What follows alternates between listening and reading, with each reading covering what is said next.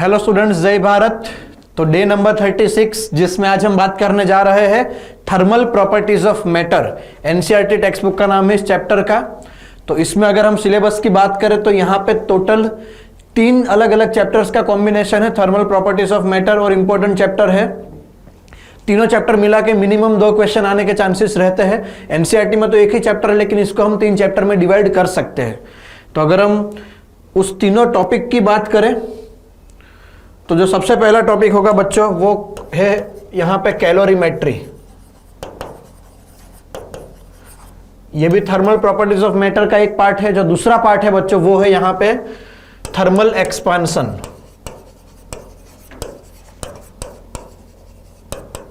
और जो तीसरा पार्ट है वो है हीट ट्रांसफर।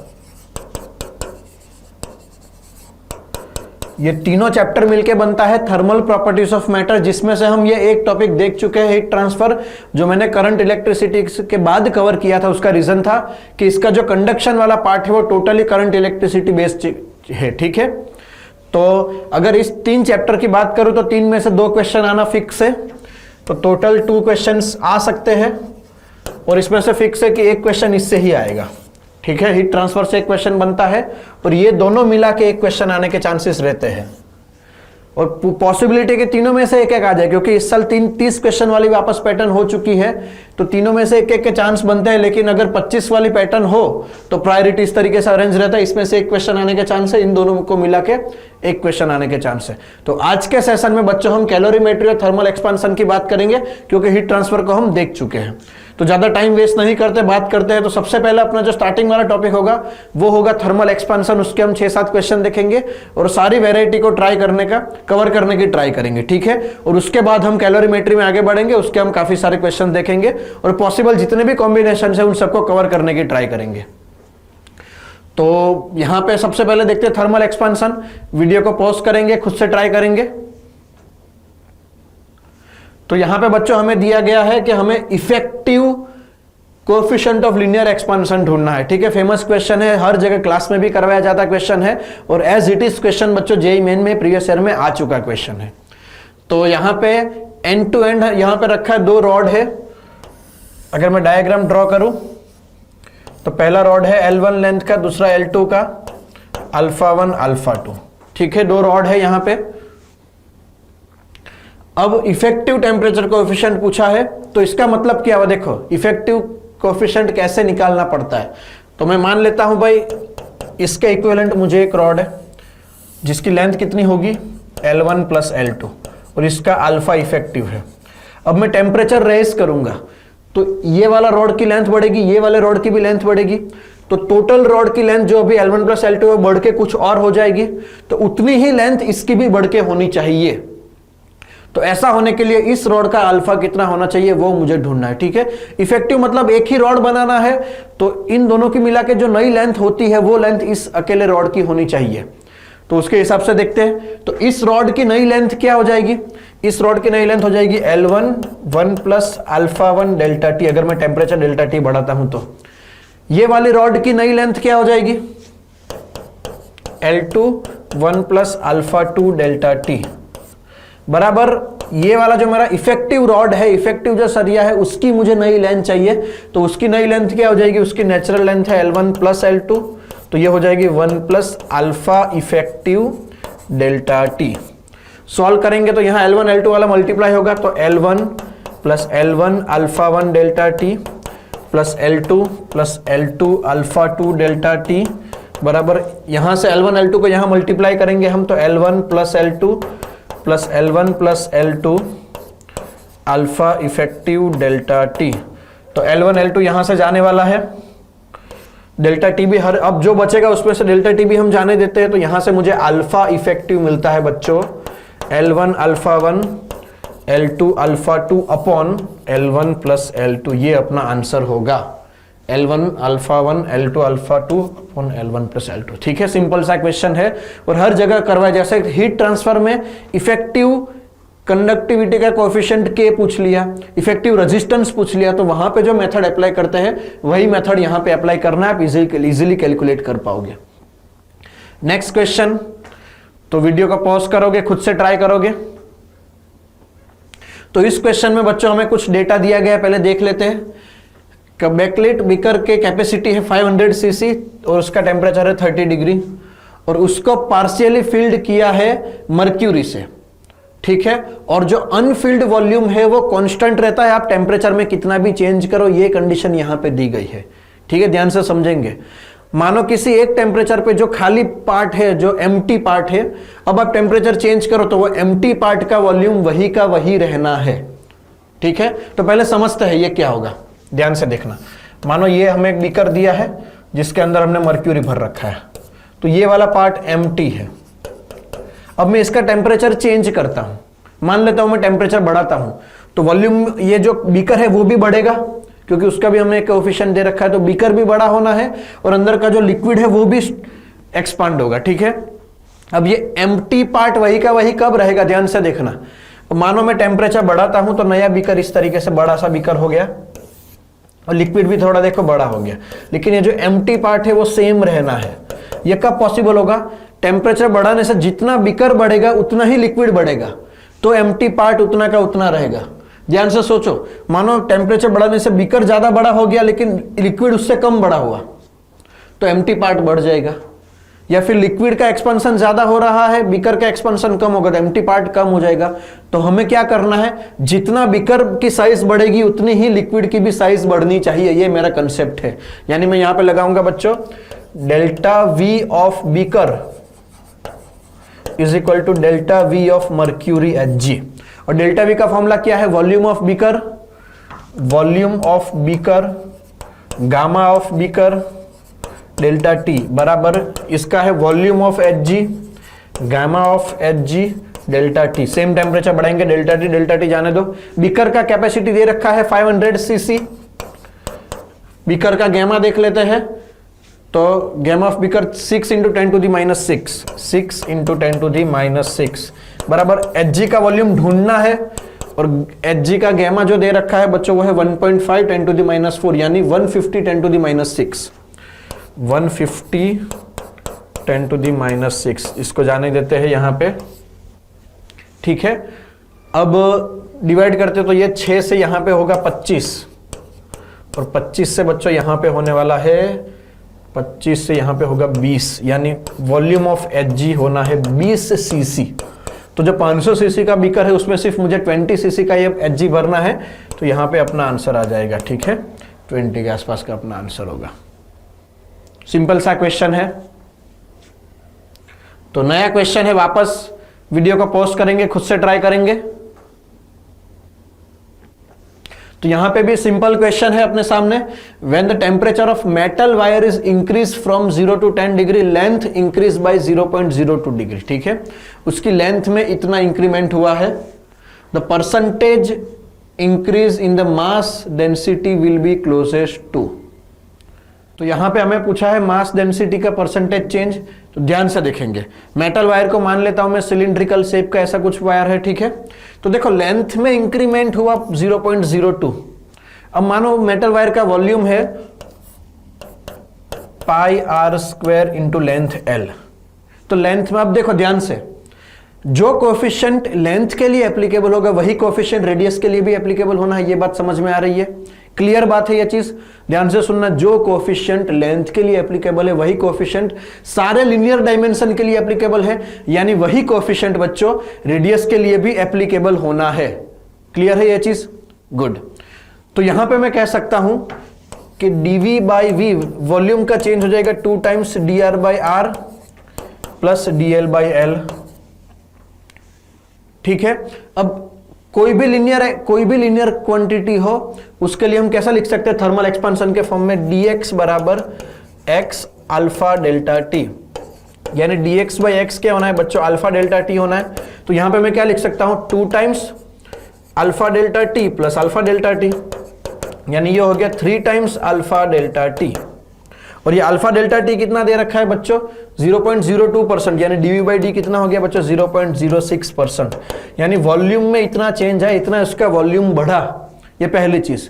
अब दूसरी चीज बच्चों, ये वायर है उसका मास कांस्टेंट है, ठीक है, क्योंकि हमने उसको हीट किया, नया कोई आइटम्स पार्टिकल तो उसमें ऐड नहीं किया, यानी उसका मास कांस्टेंट है, तो मैं लिख सकता हूं मास बराबर वॉल्यूम इंटू डेंसिटी कांस्टेंट होगा।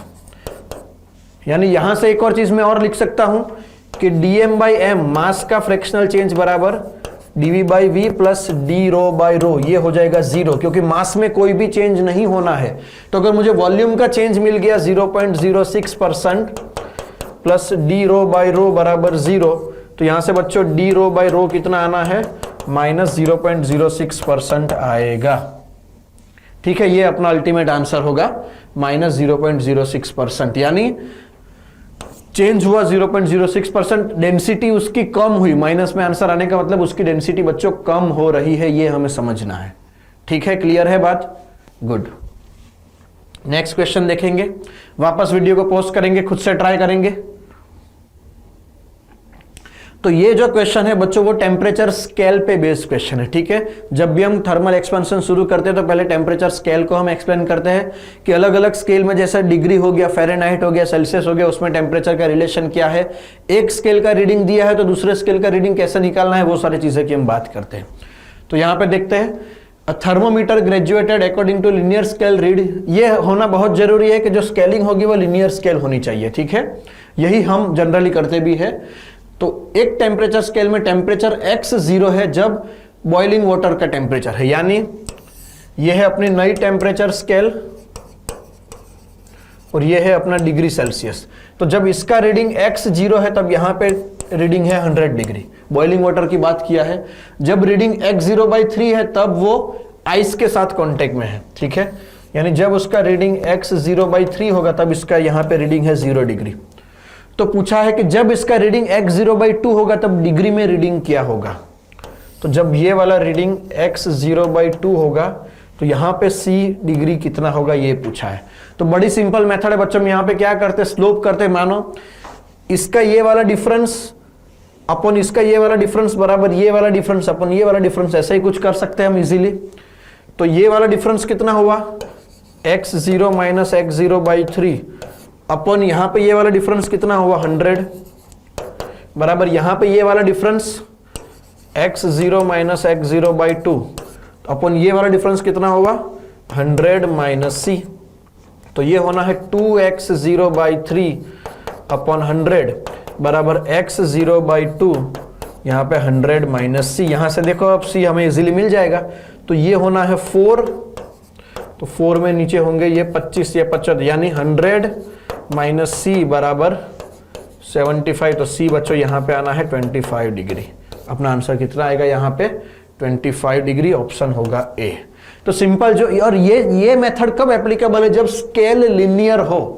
लिनियर स्केल का मतलब स्लोप का रेशियो कांस्टेंट रहता है, तो इसका स्लोप अपन इसका स्लोप मतलब वो रेशियो कांस्टेंट रहेगा। ठीक है, तो ये जितने प्रोपोर्शन में बढ़ेगा उतना ही ये वाले प्रोपोर्शन में बढ़ेगा। अगर आप ये मेथड अप्लाई करो लिनियर स्केल के लिए, ही वो हो सकती है, तब जाके आप इस मेथड से सिंपली आंसर ला पाओगे। नेक्स्ट क्वेश्चन देखते हैं बच्चों। तो काफी अच्छा क्वेश्चन है, थर्मल एक्सपेंशन और bulk module elasticity based question है। तो वीडियो को पॉज करेंगे, खुद से ट्राई करेंगे। तो यहां पे जो बच्चों में दे रखा है पहले तो समझना है। ठीक है, लंबा चौड़ा 4 लाइन का प्रॉब्लम स्टेटमेंट है, एक एक करके समझने की ट्राई करते हैं। External pressure P is applied to cube at 0 degree so that it is equally compressed from all sides। ठीक है, मतलब एक क्यूब है, हर जगह से एक प्रेशर दिया है तो वो कंप्रेस हुआ है बाहर से प्रेशर देने की वजह से, यानी इलास्टिक क्यूब होगा। आप उसको कंप्रेस करो तो वो उसकी साइज कम हो जाएगी। ठीक है, K is a bulk modulus of material of a cube and alpha is its coefficient of linear expansion. Suppose we want to bring the cube to its original size by heating, temperature should be raised by। दिया क्या है कि भाई pressure देने से उसकी size कम हो गई, तो वापस में वही साइज अचीव करना चाहता हूं उसको हीट देके, तो मुझे कितना टेम्परेचर इंक्रीज करना पड़ेगा। यानी सबसे पहली चीज, जो फ्रैक्शनल चेंज प्रेशर देने की वजह से आया वॉल्यूम में, वही फ्रैक्शनल चेंज वापस मुझे गेन करना है टेम्परेचर देने की वजह से। ये बात समझ लेनी। तो पहले मैं बल्क की बात करता हूं। बल्क मॉड्यूलस K का फॉर्मूला है बच्चों यहां पे minus delta P upon delta V/V।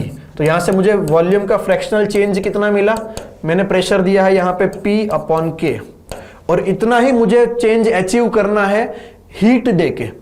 तो दूसरा फॉर्मूला बच्चों टेम्परेचर देके फॉर्मूला क्या है 3 अल्फा डेल्टा टी। तो इन दोनों को इक्वल कर दूंगा क्योंकि इसने वॉल्यूम घटाया है, इसने वॉल्यूम बढ़ाया है, दोनों का मैग्नीट्यूड सेम होना चाहिए। यानी मैं यहां पे लिख सकता हूं बच्चों 3 अल्फा डेल्टा टी बराबर, यहां पे है p बाई के, मैंने मैग्नीट्यूड को कंपेयर कर दिया तो डेल्टा टी हो जाएगा बच्चों p बाई 3 के अल्फा, ये अपना आंसर होगा p बाई 3 के अल्फा, p बाई 3 के अल्फा, ये अपना आंसर हो गया। ठीक है, थोड़ा सा कंसेप्ट लगाओ तो सिंपल कैलकुलेशन है, दो चैप्टर को मिक्स कर दिया है, बल्क मॉड्यूलस से उसकी साइज कम हुई है तो टेम्परेचर बढ़ाने से उसकी साइज बढ़नी चाहिए। ठीक है, और वो सेम रखना है, ये यहां पे कंडीशन दिया है। आपके सामने नेक्स्ट क्वेश्चन है, वापस वीडियो को पॉज करेंगे, खुद से ट्राई करेंगे। तो यहां पे हमें काफी अच्छा क्वेश्चन दे रखा है। स्टील, एक रेलवे का मानो पटरी टाइप को स्ट्रक्चर होगा, steel rail of length 5 metre and area 40 centimetre square is prevented from expanding along its length, why temperature raise by 10 degree. मतलब देखो एक स्टील की रेल है, पटरी जैसा कोई स्ट्रक्चर या फिर रॉड मान लो, उसका हम टेम्परेचर तो इंक्रीज कर रहे हैं लेकिन उसको एक्सपांड नहीं होने दे रहे। ठीक है, if coefficient of linear expansion in Young modulus are given, the force developed in the rail is approximately. देखो पहले हो क्या रहा है वो समझो। देखो डायग्राम नहीं दिया है, प्रॉब्लम स्टेटमेंट दिया है, तो आपको पहले इंटरप्रेट करना है कि सिचुएशन क्या है, डायग्राम क्या हो सकता है बच्चों। तो ऐसा समझो कि हमने दो दीवार के बीच में ये एक रेलवे की पटरी को फिट कर दिया है। अब मैं इसका टेम्परेचर बढ़ा रहा हूं, लेकिन ये दीवार फिक्स है तो वो फैल नहीं सकता। यानी क्या होगा बच्चों, इसके अंदर थर्मल स्ट्रेस जनरेट होगा, वो मुझे कैलकुलेट करना है। ठीक है, तो पहले मैं ये देखूंगा कि अगर ये फ्री होता और टेम्परेचर बढ़ाता तो उसकी लेंथ कितनी बढ़ती। तो पहले मैं ये चेक करूंगा कि उसका डेल्टा एल कितना आता बच्चों, एल अल्फा डेल्टा टी, इतना लेंथ बढ़ता, लेकिन इतना लेंथ बढ़ा नहीं। ठीक है, यानी यहां से दीवार दोनों साइड से ऐसे फोर्स लगा रही है और वो उसको बढ़ने से रोक रही है। ठीक है, यानी उस पर जबरदस्ती हो रही है बच्चों, ये फैलना चाहता है लेकिन उसको बढ़ने नहीं दिया जा रहा। तो वो अब आ गया इलास्टिसिटी में कि अब उसकी नेचुरल लेंथ इससे थोड़ी ज्यादा होती, लेकिन उसको हम वापस जबरदस्ती कंप्रेस कर रहे हैं। तो हमने उसको कितना कंप्रेस किया, उतना ही कंप्रेस किया, क्योंकि इतना बढ़ना चाहिए उतना बढ़ना नहीं दे रहे, यानी इस फोर्स ने वापस उसको इतना कंप्रेस करके ला दिया। यानी अब यहां पे बच्चों लगेगा यंग मॉड्यूलस का फॉर्मूला, y बराबर है F by A delta L by, यानी बाई ए नीचे लिख लेता हूं, F by A delta L by L, यानी डेल्टा एल आएगा बच्चों यहां पे F L by A Y. तो जितनी लेंथ टेम्परेचर बढ़ाने से बढ़नी चाहिए उतनी ही लेंथ ये फोर्स वापस कम कर रहे हैं, ये दोनों मुझे इक्वल कर देना है। तो एल अल्फा डेल्टा टी बराबर एफ एल अपॉन ए वाई, मुझे तो एल एल को जाने देते, मुझे एफ ढूंढना है। तो फोर्स हो जाएगा alpha delta T A Y, value put करेंगे सबकी। अल्फा है उसका expansion 1.2 10 to the minus 5, alpha है 1.2 10 to the minus 5, Young modulus था 2 इंटू 10 टू द 11, टेम्परेचर बढ़ाया 10 डिग्री और उसका एरिया ऑफ क्रॉस सेक्शन दिया है 40 10 टू द माइनस 4। तो यहां पे बच्चों 10 टू द 11 5 4 9, तो यहां से आएगा बच्चों, यानी ये आना है 100। ठीक है, तो 1.2 को 10 से मल्टीप्लाई करके यहां पे हो गया 12 इंटू 2 इंटू 100 इंटू 40, तो ये होना 12 2 24 24 96 इंटू 1 2 3 10 टू दी 3, यानी इसको अगर मैं 100 ले लो तो ये 10 टू दी 5 के आसपास आंसर आना चाहिए। ठीक है, अप्रोक्सीमेटली पूछा है तो 10 टू दी 5 ये अपना आंसर होगा, बड़ी सिंपली। तो देखो यहां पे भी बच्चों थर्मल एक्सपांशन और इलास्टिसिटी मिक्स हो गया। पिछले वाले क्वेश्चन में भी वही था बच्चों, बल्क मॉड्यूलस और वॉल्यूम एक्सपांशन मिक्स हुआ, यहां पे लीनियर एक्सपांशन और यंग मॉड्यूलस मिक्स हुआ। तो इस तरीके से कॉम्बिनेशन वाले क्वेश्चंस आ सकते हैं और ये दोनों क्वेश्चन बच्चों प्रीवियस ईयर के ही है बच्चों, हमें ध्यान रखना है। तो वापस नेक्स्ट क्वेश्चन देखेंगे, बहुत अच्छा क्वेश्चन और आज का मेरा one of the favourite question है। देखो कितना लंबा चौड़ा प्रॉब्लम स्टेटमेंट है, कई बच्चों की तो वहीं पे हालत खराब हो जाती है कि भाई इतना बड़ा क्वेश्चन पढ़ेंगे, उससे अच्छा 2 क्वेश्चन ज्यादा कर ले। और दूसरी चीज, इसका जो सॉल्यूशन हर जगह दे रखा है ये प्रीवियस ईयर का ही क्वेश्चन है, सॉल्यूशन भी बहुत कॉम्प्लिकेटेड दिया है, लेकिन हम समझेंगे इसको बहुत आसान तरीके से। ठीक है, यहां पर हमें समझना है। तो वापस आप वीडियो को पॉज करेंगे, खुद से ट्राई करेंगे। तो देखते हैं बच्चों, पूरा स्टेटमेंट समझते हैं। Wooden wheel of radius R made of 2 semicircular part. ठीक है, एक व्हील है, ये ऊपर वाला पार्ट है और ये नीचे वाला पार्ट है, ठीक है। रेडियस है इसकी r, एक व्हील दे रखा है, ऊपर नीचे आर पार्ट है। Two parts are held together by ring made of a metal strip of cross section area s and length l। ये भी हमें समझना है, ठीक है। देखो ये दोनों व्हील को मुझे टाइट पकड़ के रखना है, तो मैं क्या करूंगा, यहां पे देखो मैंने आसपास एक मेटल रिंग फिट कर दी, तो इस रिंग के अंदर ये दोनों व्हील रहेंगे एक दूसरे के साथ, और ये पूरा कॉम्बिनेशन एक कंप्लीट रिंग बन जाएगा, ठीक है। ऐसा कुछ यहां पे दिया गया है। And L is slightly less than 2 पाई। और एक चीज यहां पे समझनी है बच्चों, ये जो रेड कलर की रिंग है उसकी लेंथ, ये जो ब्लैक कलर का टोटल लेंथ कितना होगा, 2 पाई r, उससे कम होगा। सबसे पहली चीज, इस रेड कलर को तो देखो ब्लैक कलर के बाहर फिट होना है, ये पहली चीज। और दूसरा, रेड कलर की लेंथ ब्लैक कलर से कम है, तो पॉसिबल कैसे होगा, इसके लिए हम क्या करेंगे बच्चों, इस रेड कलर की रिंग को हीट करेंगे, उसका टेम्परेचर हम बढ़ाएंगे, तो क्या होगा, ये रेड कलर वाली रिंग फैलेगी और ये ब्लैक कलर से बड़ी हो जाएगी। फिर हम उसमें फिट करके उसको ठंडा कर देंगे, तो वापस वो कॉन्ट्रैक्ट होकर अपना ओरिजिनल शेप गेन कर देगी। और उसकी ओरिजिनल लेंथ इससे कम होने की वजह से ये उसको एकदम टाइटली उस पर पकड़ अपनी जमा देगी। ध्यान से सुनो, ओरिजिनली रेड कलर की लेंथ कम है, ब्लैक कलर की ज्यादा है, तो मैं क्या करूंगा, रेड कलर को हीट दूंगा, वो फैलेगी, इसके ऊपर फिट कर दूंगा, फिर उसको ठंडा कर दूंगा, तो वापस कॉन्ट्रैक्ट हो जाएगी, और कॉन्ट्रैक्ट होने की वजह से वो उसको टाइटली पकड़ देगी, ठीक है।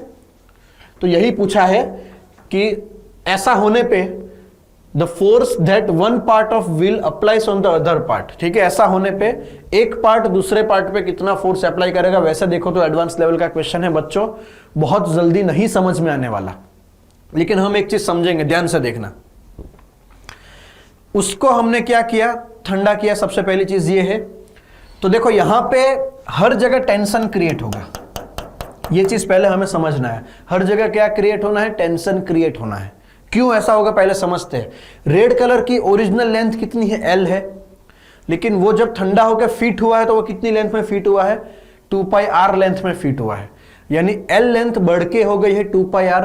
तो वो क्या होगा बच्चों, उसकी वजह से उसके अंदर टेंशन क्रिएट होगा, क्योंकि मटेरियल इलास्टिक है। और उसकी लेंथ कब बढ़ती है, जब अंदर टेंशन क्रिएट हो, स्ट्रेस क्रिएट हो, तब जाके स्ट्रेन मिलता है, ठीक है। यानी पहली चीज हमें ये ढूंढना है कि बच्चों अंदर टेंशन कितना क्रिएट होगा, हमें ये पहले पता करना है। तो यंग मॉड्यूलस का जो फॉर्मूला है y बराबर F/A डेल्टा L/L, ये है उसका फॉर्मूला, ठीक है। तो यहां से मुझे ढूंढना है F, तो F हो जाएगा बच्चों y delta L/L into A। यहां से मुझे मिलेगा कि इस रेड कलर में कितना टेंशन क्रिएट हुआ, ये मुझे यहां से मिलेगा।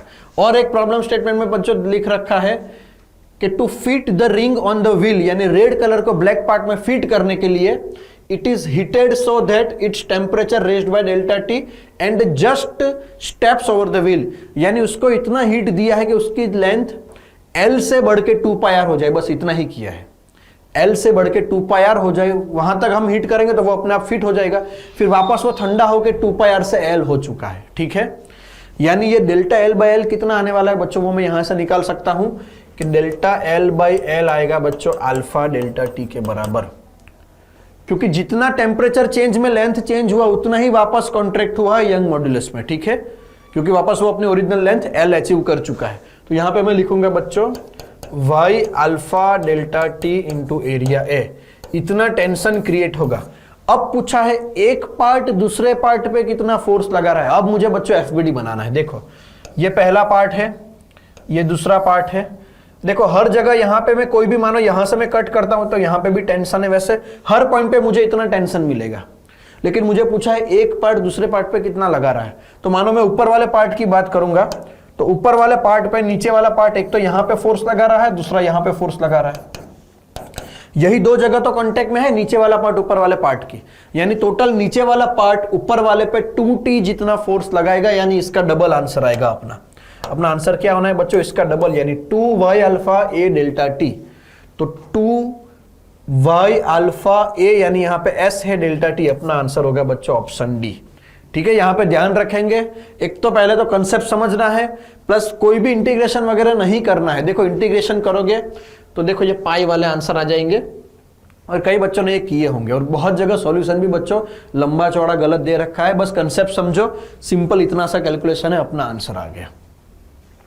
ठीक है, नेक्स्ट क्वेश्चन देखते हैं बच्चों।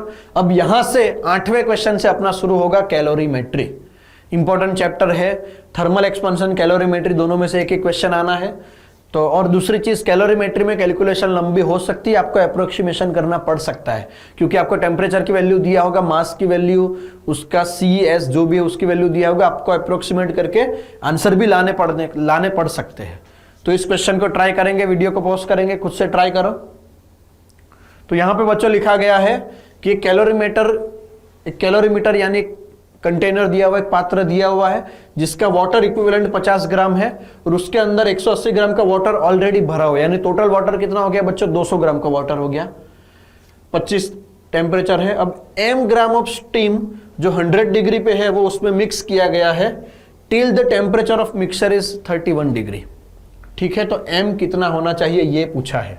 ध्यान से देखना, एक तो मेरे पास कैलोरीमीटर है, मैं मान लेता हूं इसके अंदर 200 ग्राम का पानी है और जिसका टेम्परेचर है 25 डिग्री। उसके अंदर हम m ग्राम की स्टीम डालते हैं जिसका टेम्परेचर है 100 डिग्री, और फाइनल टेम्परेचर होना है 31 डिग्री। तो यहां पे बच्चों क्या होने वाला है, स्टीम हीट रिलीज करेगा ताकि उसका टेम्परेचर कम हो, और ये वाटर हीट एब्जॉर्ब करेगा ताकि उसका टेम्परेचर बढ़े। यानी यहां पे मैं बच्चों लिख सकता हूं, इसने जितना स्टीम रिलीज किया है उतना स्टीम ये एब्जॉर्ब करेगा। ठीक है, तो पहली चीज, अब स्टीम को क्या होना है, 100 डिग्री से आना है 31 डिग्री तक, वहां तक वो हीट रिलीज करेगा, और वाटर को 25 डिग्री से बढ़ना है 31 तक, वहां तक वो हीट एब्जॉर्ब करेगा। तो स्टीम की बात करते हैं, तो पहले तो वो 100 डिग्री की स्टीम से 100 डिग्री का वाटर बनेगा, तो ml, ये इतना हीट रिलीज हुआ वो मैं लिख रहा हूं। फिर दूसरा चीज, अब वो 100 डिग्री से 31 तक आएगा, यानी 69 डिग्री हुआ, तो plus m into S water into 69 degree, इतना हीट रिलीज किया स्टीम ने, इज इक्वल टू वाटर है 200 ग्राम का, S वाटर, कितना टेम्परेचर इंक्रीज हुआ देखो, 25 से लेके 31 तक, यानी 6 डिग्री इंक्रीज हुआ है। तो यहाँ पे L कितना दे रखा है, S है 1, यहाँ पे 1 लिखेंगे, यहाँ पे भी 1 कर देंगे, L दिया है 540, तो M कॉमन निकलेगा, और यहाँ पे बचा 540 इंटू 69, ये हो गया बच्चों 609 बराबर 1200, यानी m हो गया 1200 अपॉन 609, यानी 1200 अपॉन 600 से अप्रोक्सीमेट आंसर लूं तो 2 ग्राम के आसपास आंसर आना चाहिए, या 2 से थोड़ा सा कम, तो अपना आंसर होगा बच्चों 2 ग्राम। ठीक है, सिंपल कंसेप्ट समझो आप, क्या दिया गया है, एक कंपोनेंट हीट रिलीज कर रहा है, दूसरा कंपोनेंट हीट एब्जॉर्ब कर रहा है, ऐसे भी कर सकते हैं। या दूसरा तरीका है, पहले का हीट चेंज प्लस दूसरे का हीट चेंज बराबर 0, ऐसे भी कर सकते हैं। आगे हम ऐसे भी ट्राई करेंगे ताकि आपकी वो भी प्रैक्टिस हो जाए। नेक्स्ट क्वेश्चन देखते हैं। तो देखो, ये क्वेश्चन आज का सबसे लेंथी क्वेश्चन है, ठीक है, क्योंकि यहाँ पे आपको 4 बार कैलकुलेट करना है, 3-4 अननोन निकालने हैं, तो लंबा चौड़ा क्वेश्चन होगा। तो वीडियो को पॉज करो, खुद से ट्राई करो। तो यहां पे बच्चों हमें दिया गया है 3 कंटेनर है, C1 C2 C3, और तीनों में वाटर है, लेकिन सबका टेम्परेचर अलग अलग है। The table shows the final temperature T when the different amount of waters are taken from each container and mix। जैसे देखो टेबल क्या कहना चाह रहा है, पहले लिक्विड का 1 लीटर दूसरे का 2 लीटर मिक्स करूंगा तो फाइनल टेम्परेचर मिलेगा 60, दूसरे का 1 लीटर तीसरे का 2 लीटर मिक्स करूंगा तो फाइनल टेम्परेचर मिलेगा 30। उसी तरीके से पहले का 2 लीटर तीसरे का 1 लीटर मिक्स करूंगा तो फाइनल टेम्परेचर मिलेगा 60। तो अब मैं तीनों का 1-1 लीटर मिक्स कर रहा हूं तो फाइनल टेम्परेचर कितना होगा ये पूछा है। तो थीटा, यहां पे थीटा था, 0 नहीं था, यहां पे थीटा था, तो थीटा कितना होगा ये मुझे पूछा है। तो सबसे पहले मुझे तीनों वाटर का इनिशियल टेम्परेचर पता करना पड़ेगा। मान लेते हो इसका इनिशियल टेम्परेचर है T1, इसका है T2, इसका है 3T। तो पहले मैं पहली इक्वेशन से पहले केस लेता हूं। तो पहले मैं M1 में क्या करूंगा कि भाई पहली लिक्विड का हीट चेंज प्लस दूसरे का हीट चेंज बराबर 0। अब मैं देखो ऐसे ट्राई करूंगा, ठीक है।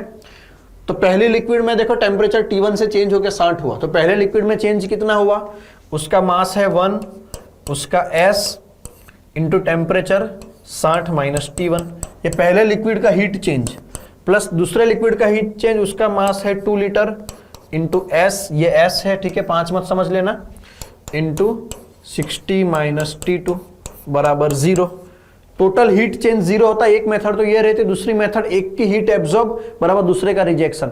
अब मुझे यहाँ पे पता नहीं है कौन हीट एब्जॉर्ब कर रहा है कौन रिजेक्ट कर रहा है, इसलिए मैं टोटल चेंज को जीरो करूंगा। ठीक है, एस को जाने देंगे, तो यहां से होगा 60 minus T1 plus 120 minus 2T2 बराबर 0, यानी यहां पे होगा 2T2 प्लस T1 बराबर 180। ये हो गया मेरा इक्वेशन नंबर 1।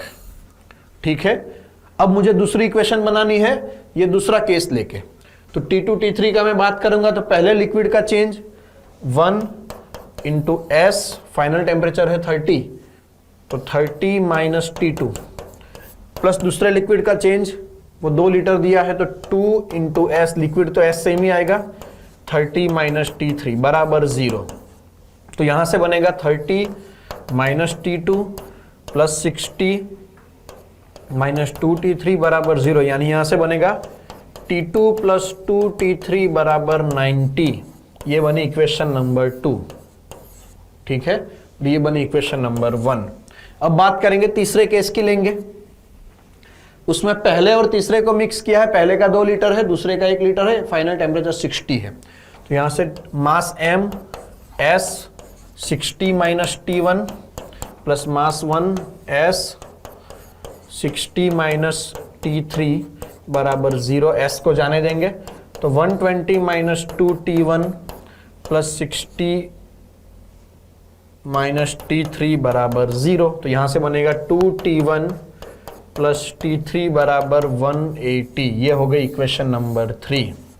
अब हम क्या करेंगे, देखो 3 इक्वेशन है मेरे पास, लिख लेता हूं मैं। दूसरी इक्वेशन है T2 प्लस 2T3 बराबर 90, T2 प्लस 2T3 बराबर 90, ये एक इक्वेशन है। और पहली इक्वेशन है मेरे पास T1 plus 2T2, T1 plus 2T2 बराबर 180, है ना, ये भी 180 ही था।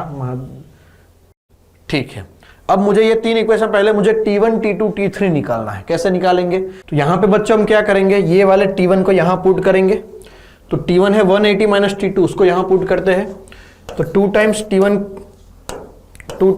T1 की जगह 180 माइनस 2T2, ये T1 ये इसका T1 यहां पुट कर दिया, प्लस T3 बराबर 180, तो ये हो जाएगा 360 माइनस 4T2 प्लस T3 बराबर 180 यहां लाते हैं, तो 4T2 माइनस T3 बराबर 180। ये हो गया मेरा एक इक्वेशन। और मेरे पास T2 T3 वाला और एक इक्वेशन है, ये बीच वाला देखो, T2 प्लस 2T3 बराबर 90, T2 प्लस 2T3 बराबर 90। अब यहां से T3 सॉल्व करने के लिए उसको 2 से मल्टीप्लाई करता हूं, तो 8T2 माइनस 2T3 बराबर 360, तो यहां से ये जाएगा तो 9T2 बराबर 450, यानी यहां से बच्चों T2 बचना है 9 9 50, T2 बचेगा 50। T2 50 है, इसकी वैल्यू यहां पुट कर देते हैं, T2 50 है, उसको यहां पुट करेंगे तो T1 हो जाएगा 80, T1 हो गया 80। अब मुझे चाहिए T3, तो T1 80 है, तो ये 80 दो 160 हो जाए, T3 हो गया 20 डिग्री, यानी यहां से मेरा T3 होना है 20 डिग्री। देखो मुझे तीनों टेम्परेचर मिल चुके हैं। ठीक है, अब मैं क्या करूंगा, तीनों लिक्विड का 1-1 लीटर मिक्स करूंगा, मुझे फाइनल टेम्परेचर निकालना है। तो पहले लिक्विड का 1, उसका S, final temperature T minus T1 कितना है 80, प्लस दूसरे का 1 S, final temperature T minus 50, plus तीसरे का 1 S T माइनस 20 बराबर 0। तो S गया, तो यहां से बचेगा T यानी 3T माइनस 80 माइनस 50 माइनस 20 बराबर 0, यानी 3T बराबर 150। तो T बराबर हो गया बच्चों फाइनल टेम्परेचर 50 डिग्री हुआ। फाइनल टेम्परेचर अपना आना है बच्चों 50 डिग्री। तो यहाँ पे जो आंसर आएगा न्यूमेरिकल टाइप है, तो यहाँ पे आंसर आना है बच्चों अपना 50 डिग्री आंसर होगा। ठीक है बच्चों, तो मैंने बोला लंबा सा क्वेश्चन है और इक्वेशन में कहीं पे भी गलती होने के चांसेस बन सकते हैं, तो उसको हम थोड़ा ध्यान रखेंगे और कैलकुलेशन मिस्टेक ना हो उसकी ट्राई करेंगे। ठीक है, नेक्स्ट क्वेश्चन देखेंगे। वापस कैलोरीमेट्री पे इंटीजर टाइप क्वेश्चन है, खुद से ट्राई करो वीडियो को पॉज करके। तो यहां पे दिया है m gram of steam eight 100 degree is mix with 200 gram of ice eight melting यानी 0 डिग्री पे, produce a liquid of water 40 degree, तो मास m पूछा है। वापस देखो सिंपल क्वेश्चन है, यहां पे मैं क्लियरली कह सकता हूं कि स्टीम हीट रिलीज करेगा और आइस हीट एब्जॉर्ब करेगा, ये मैं क्लियरली बता सकता हूं, ठीक है। तो स्टीम कितना हीट रिलीज करेगा, देखो उसको 100 से लेके कहां तक आना है, 40 तक आना है। तो पहले स्टीम वाटर बनेगा, फिर वाटर का 100 डिग्री से 40 तक आएगा।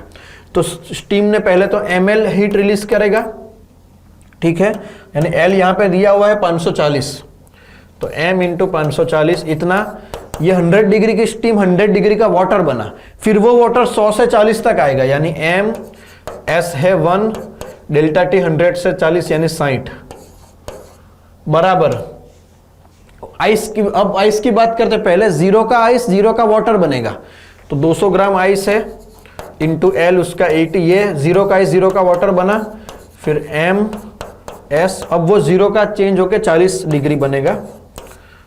तो यहां से हम कर सकते हैं, बड़ी सिंपली कैलकुलेशन करनी है, यहां पे हो जाएगा 60 और 540 600, तो ये हो गया 600 m, यहां से 200 कॉमन निकलेगा, तो अंदर बचेगा 80 प्लस 40 120, तो 120 से यहां गया 5, तो m आ गया बच्चों 40 ग्राम, यहां पे आंसर आना है 40 ग्राम, ठीक है।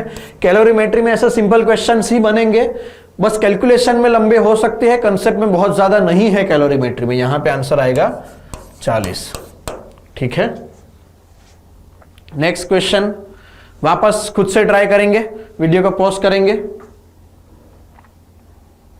तो यहां पे भी देखो, हमें देखना है बच्चों, दो लिक्विड दिया है, 100 gram of liquid A at 100 degree is added to 50 gram of liquid B at 75 degree, ठीक है। और टेम्परेचर, मिक्सर का टेम्परेचर बन जाता है 90 डिग्री, पहला चीज ये दिया है। अब लिक्विड A और B सेम नहीं है, यानी मुझे दोनों का S1 S2 अलग अलग लेना पड़ेगा। अब क्या बोला, अब मिक्सर का टेम्परेचर ढूंढना है, अगर 100 gram at 100 degree is added to 50 gram at 50 degree, अगर ऐसा होता है तो मिक्सर का नया टेम्परेचर कितना होगा वो मुझे कैलकुलेट करना है। तो पहले जो पहला वाला केस दिया है, ये वाला केस, इससे मैं दोनों के जो S बनेगा, ठीक है, स्पेसिफिक हीट, उसका मैं रेशियो मतलब उसका मैं रिलेशन निकालूंगा। तो यहां पे देखो A 100 ग्राम से A 100 डिग्री से 90 हुआ और B 75 से 90 हुआ, यानी A ने हीट रिलीज किया और B ने हीट एब्जॉर्ब किया, ये मुझे पता है। तो A ने कितना हीट रिलीज किया, MA SA T final heat release किया, मतलब T इनिशियल, उसका इनिशियल ज्यादा था, T फाइनल बराबर MB SB T final minus T initial B का। तो A 100 है, ऐसे मुझे नहीं पता, और ये डिफरेंस कितना हुआ बच्चों, यहां पे 100 से 90 हुआ यानी 10 बराबर MB कितना दिया है 50, SB नहीं पता, और ये डिफरेंस हो गया बच्चों यहाँ पे 75 से 90 यानी 15 का हुआ, ठीक है। तो ये 50 से यहां जाएगा 2, तो SA बाई SB मुझे मिल गया यहाँ पे 15/20 यानी 3/4, ये मुझे रिलेशन मिल गया। अब मुझे नया चीज दिया है, ध्यान से देखना, अब A 100 ग्राम 100 पे रखना है, लेकिन B 50 ग्राम 50 पे रखना है। तो नया टेम्परेचर क्या होगा, तो वापस A रिलीज करेगा, B एब्जॉर्ब करेगा, क्योंकि A का टेम्परेचर ज्यादा है, B का कम है। तो अब नया रिलेशन क्या बनेगा, वापस MA SA T final minus T initial of A बराबर MB SB, मतलब यहां पे मैं मैग्नीट्यूड लूंगा बच्चों, तो यहां पे मैं चेंज करके लिखूंगा T initial minus T final, क्योंकि इनिशियल ज्यादा है, फाइनल कम होने वाला है, यहाँ पे फाइनल ज्यादा होगा, इनिशियल कम होगा। अब ये 100 है, ऐसे इनिशियल इसका कितना है 100, T फाइनल ढूंढना है, ये 50 है, SB T फाइनल ढूंढना है, T इनिशियल 50 है, और ऐसे SB का रिलेशन है, मैं ऐसे बाय SB लिख सकता हूँ 3/4, तो ये यहाँ पे हटेंगे, यहाँ पे हो जाएगा बच्चों इंटू 3/4, तो ये जाएगा 25 से, और ये होना है यहाँ पे बच्चों 75, तो ये हो जाएगा 75, 100 माइनस TF बराबर 50, TF माइनस 50, 25 से जाएगा तो ये 2 होना है, ये 3 होना है, अंदर करेंगे तो 300 माइनस 3TF बराबर 2TF माइनस 100, तो ये हो जाएगा 5TF बराबर 400, तो TF होना है बच्चों यहाँ पे 80, फाइनल टेम्परेचर आएगा 80 डिग्री। ठीक है, तो यहाँ पे देखो बच्चों कैलकुलेशन लंबी है क्योंकि पहले मुझे दोनों का C ढूंढना है, या दोनों का जो स्पेसिफिक हीट है उसका रिलेशन निकालना, फिर मैं नया रिलेशन निकाल पाऊंगा। ठीक है, फिर मैं नया टेम्परेचर निकाल पाऊंगा, इसलिए थोड़ी कैलकुलेशन लंबी हो सकती है।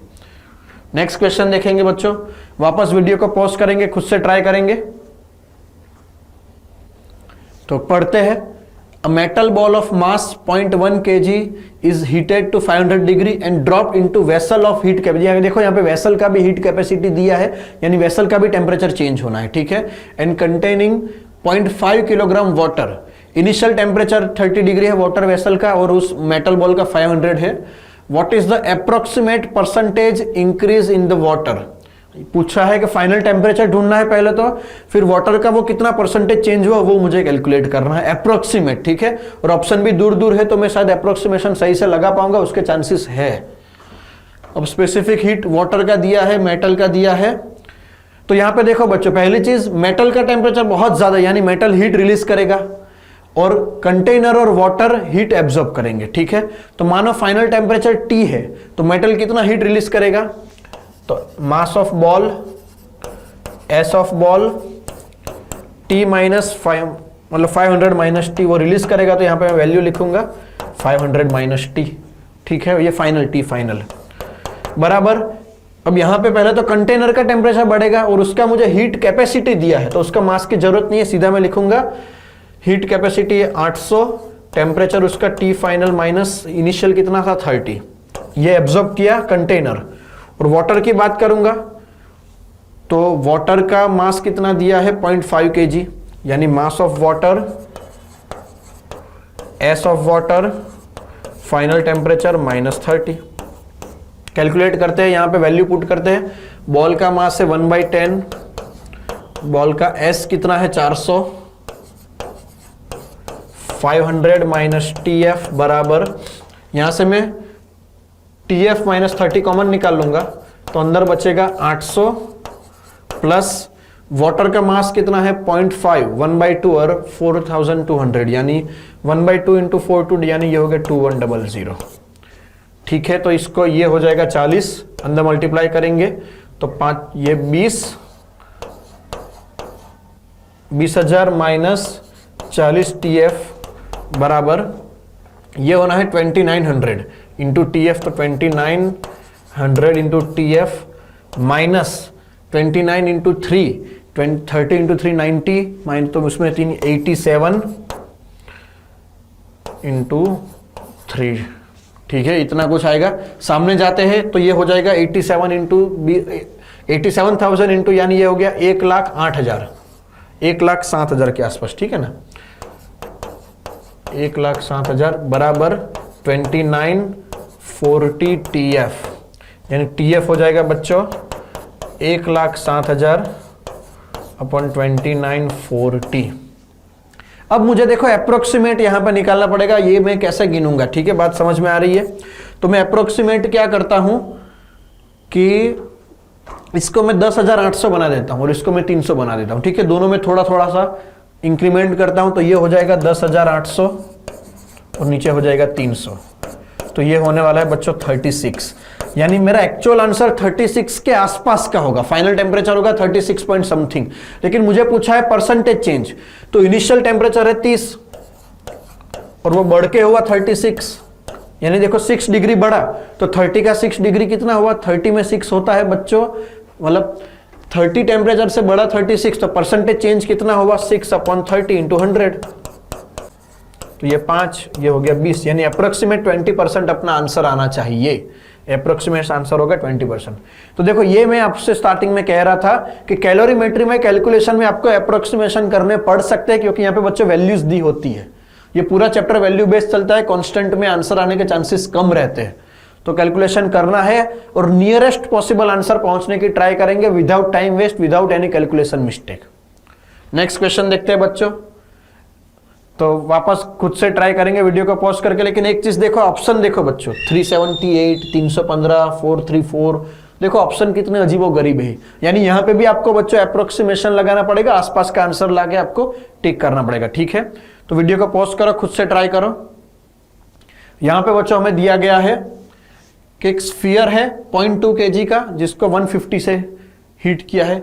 Immediately put into water of 150 cc at 27 degree, ये पहली चीज। Kept in a calorimeter of water equivalent 0.025 kg, ठीक है।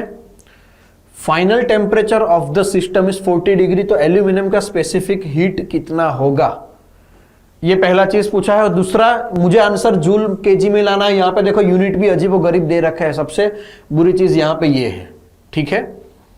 तो मैं पहले ग्राम में आंसर लाता हूं, फिर केजी में कन्वर्ट करूंगा। तो एल्यूमिनियम यहां पे हीट रिलीज करेगा और वाटर यहां पे हीट एब्जॉर्ब करेगा।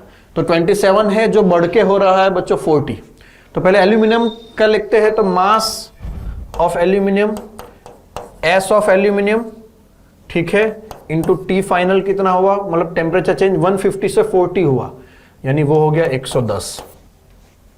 जितना हीट रिलीज किया एल्यूमिनियम ने बराबर वाटर की बात करेंगे तो देखो 150 सीसी का वाटर यानी 150 ग्राम का वाटर हुआ ये, और वो कितने ऐड किया हमने, दूसरे 0.02 यानी 25 ग्राम में ऐड किया, यानी 175 ग्राम हुआ बच्चों। यहां पे टोटल मास ऑफ वाटर 175 लिखेंगे इंटू एस ऑफ वाटर, और उसका टेम्परेचर चेंज कितना हुआ है वो 27 से बढ़ के 40 यानी 13। देख रहे हो कितना अजीबोगरीब डेटा है। तो एल्यूमिनियम का जो यहां पे मास दिया है वो है 200 ग्राम। एस ऑफ एल्यूमिनियम ढूंढना है 110 बराबर 175, वाटर का ग्राम में S1 रहता है हम जानते ही है, इंटू ये हो जाएगा 13, ठीक है। तो सिस्टम एस ऑफ एल्यूमिनियम हो जाएगा 175 इंटू 13 अपॉन 200 110। और ये आंसर किस में आने वाला है, ये आंसर आने वाला है बच्चों कैलोरी पर ग्राम। देखो ये जो यूनिट है ये जूल पर केजी, तो मेरा आंसर आएगा कैलोरी पर ग्राम। तो मुझे अब उसको जूल पर केजी में कन्वर्ट भी करना है, तो पहले मैं कैलोरी पर ग्राम में, फिर वो मैं कन्वर्ट का डायरेक्ट लगा ही देता हूं। देखो यहां पे रिलेशन दिया है 1 कैलोरी बराबर 4.2 जूल, ठीक है। तो मेरे पास इतनी कैलोरी है तो हम डायरेक्ट रिलेशन लगा सकते हैं कि भाई 1 कैलोरी बराबर 4.2 जूल, तो इतनी कैलोरी कितना, तो ये मल्टीप्लाई हो जाएगा 4.2 बाई 10 से। तो शायद कुछ कैलकुलेशन और आसान हो। और दूसरी चीज यहां पे पर केजी है और ये चीज है पर ग्राम में, तो केजी के लिए वापस में उसको मल्टीप्लाई करूंगा 1000 से, ठीक है। अब करते हैं क्या होने वाला है यहां पे कैलकुलेशन में। तो ये 3 जीरो है यहां पे, तो 1 2 ये इतने जीरो यहां पे चले गए, ठीक है। सबसे पहली चीज अब मुझे अप्रोक्सीमेट आंसर लाना है बच्चों, याद रखेंगे, ठीक है। एग्जैक्ट आंसर पॉसिबल नहीं है, तो इसको मैं 10 के बराबर कर देता हूं 11 की जगह, तो नीचे हो जाएगा 200, ऊपर है 175 13 42। तो 200 को यहां पे अब मैं 25 से करूंगा तो ये होने वाला है 8 और ये होने वाला है 7। 25 से करेंगे, अब 42 और 8 में डिवाइड करेंगे तो ये होगा 21 और ये हो जाएगा 4, ठीक है। अब वापस क्या कर सकते हैं, तो 21/4 यानी ये होने वाला है बच्चों 5 के आसपास, ठीक है। 5 से थोड़ा ज्यादा आएगा, यानी मेरा जो आंसर होगा उसमें मैं थोड़ा इंक्रीमेंट करूंगा, ठीक है। तो 7 ये हो जाएगा 35 इंटू 13, ये अपना आंसर आएगा। तो 35 इंटू 10 350 और 30 यानी 105, यानी ये होने वाला है बच्चों 455 के, यानी 455 से थोड़ा ज्यादा यहां पे आंसर आएगा। अपना आंसर होने वाला है 476, ये अपना आंसर होगा, ठीक है। तो अप्रोक्सीमेट हमने कैलकुलेट किया है, विदाउट कैलकुलेटर यूज करना है, इसलिए हमें थोड़े बहुत अप्रोक्सीमेशन करने पड़ सकते हैं। और अगर कैलकुलेशन मिस्टेक हो तो प्लीज आप कमेंट बॉक्स में लिख देना। वैसे मैंने ट्राई किया कि कैलकुलेशन मिस्टेक ना हो, फिर भी एक बार चेक कर लेते हैं, टाइम है अपने पास, कोई दिक्कत नहीं है। तो 3 जीरो यहाँ पे 1 2 20 और इसको मैंने 10 ले लिया, तो ये हो गया 200, 8 7 सही है, और ये 21, ये 4, यहाँ पे 5 से थोड़ा ज्यादा आएगा यहाँ पे। और देखो ये भी मैंने नीचे नंबर कम किया है, मैंने 11 का 10 लिया है, इसलिए एक तो ये 21 का 20 के, इसलिए आंसर बढ़ाना पड़ेगा, और नीचे भी मैंने नंबर कम किया है तो वापस मुझे उस तरीके से भी चेंज करना पड़ेगा। यहाँ पे मेरा 455 के आसपास कुछ आंसर, मुझे 476 ही मुझे प्रॉपर लग रहा है, ठीक है। नेक्स्ट क्वेश्चन देखेंगे बच्चों, वापस वीडियो को पॉज करेंगे, खुद से ट्राई करेंगे। क्वेश्चन समझते हैं। यहां पे experiment takes 10 minutes to raise the temperature of water in a container from 0 to 100, यानी 10 मिनट लगता है 0 से 100 करने में, और दूसरी 55 मिनट लगती है उसको स्टीम बनाने में। ठीक है, अगर वाटर का 1 कैलोरी पर ग्राम है स्पेसिफिक हीट, तो स्टीम का कितना होगा इस डेटा के अकॉर्डिंग। तो पहले तो मुझे मास निकालना है कि भाई ये कितने मास की बात हो रही है, और वो मुझे हिंट मिलेगा यहां से। 10 मिनट लगा 0 से 100 करने में, मानो पर सेकंड में P जितना हीट दे रहा हूं, पर सेकंड P पावर दे रहा हूं। ठीक है, तो टोटल 10 मिनट लगा, तो टोटल मैंने हीट कितना दिया, 10 × 60 × P, टोटल इतना हीट, ये है हीट पर सेकंड। ठीक है, इंटू 10 × 60, इतना मैंने हीट दिया, बराबर ms डेल्टा टी। तो ms है 1, डेल्टा टी कितना किया है 0 से, यहां हो जाएगा 100, तो 2 0 को जाने दो। तो यहां से मुझे मिल गया बच्चों m/p मिल गया मुझे 6, m/p मुझे कितना मिल गया 6। ठीक है, अब क्या दिया है डेटा बच्चों, और 55 मिनट लगता है, 55 मिनट लगता है उसको क्या स्टीम बनाने में, यानी वापस में 55 मिनट तक, यानी 55 मिनट उसकी 60 सेकंड इंटू P, इतना हीट दूंगा। अब ये लगेगा ml। ठीक है, तो m × l मुझे ढूंढना है, तो m/p में लिख सकता हूं यहां पे 6, तो 55 × 60 बराबर m/p करूंगा 6 × l, तो यहां पे होगा 10, तो l आ जाएगा बच्चों 550। तो इस डेटा के अकॉर्डिंग l की वैल्यू है यहां पे 550, जबकि एक्चुअल में l होता है 540 के आसपास, लेकिन बोला है अकॉर्डिंग टू दिस एक्सपेरिमेंट, इस एक्सपेरिमेंट के अकॉर्डिंग यहां पे l कितना होना है, वो होना है बच्चों 550।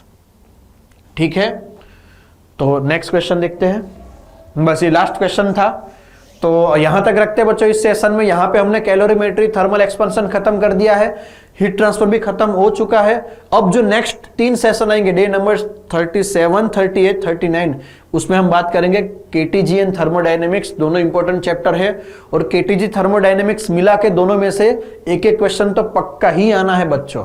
और मेरा मानना है कि मेरा सबसे फेवरेट टॉपिक रहता है थर्मोडायनेमिक्स केटीजी, क्योंकि आसान सा टॉपिक है और उससे क्वेश्चन बनता ही बनता है। ठीक है, तो जैसे मॉडर्न फिजिक्स हो गया, मेन में ऑप्टिक्स हो गया, थर्मोडायनेमिक्स हो गया, ये ऐसे टॉपिक है जो बच्चे छोड़ देते हैं क्योंकि लास्ट में कवर किए जाते हैं, लेकिन उतना भी सच है कि उसमें से क्वेश्चन आते ही आते हैं, तो यहाँ पे हमें थोड़ा ध्यान भी रखना है। इसलिए नेक्स्ट 3 सेशन बहुत इंपॉर्टेंट होने वाला है, बहुत मजा भी आएगा आपको, क्योंकि हम बहुत सारे टाइप के क्वेश्चन वेराइटी कवर करने वाले हैं। तो मिलते हैं बच्चों डे 37 में थर्मोडायनेमिक्स के साथ। जय भारत।